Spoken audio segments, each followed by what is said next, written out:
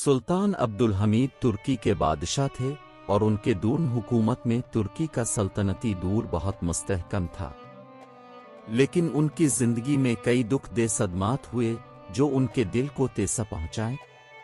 सुल्तान अब्दुल हमीद की बेटी आशा एक शजरादार बीमारी की शिकार हो गई। उन्हें कई दुख दे मर्जों का सामना करना पड़ा। सुल्तान अब्दुल हमीद ने अपनी बेटी के लिए बहुत सारे डॉक्टर और अस्पतालों को देखा, लेकिन उनको कोई इलाज नहीं मिला। उनकी बेटी की मौत उनके दिल को बेचैन कर दिया। सुल्तान अब्दुल हमीद ने अपने साथियों को बहुत मोहब्बत की और उनकी तालीम को बढ़ाने की कोशिश की, लेकिन उनके दिल में एक खाली जगह थी जिसे कोई पूरा नहीं कर सकता था। वो अपनी बेटी की मौत से बहुत दुखी थे और उनके दिल में कोई चीज खुशी नहीं लाती थी। सुल्तान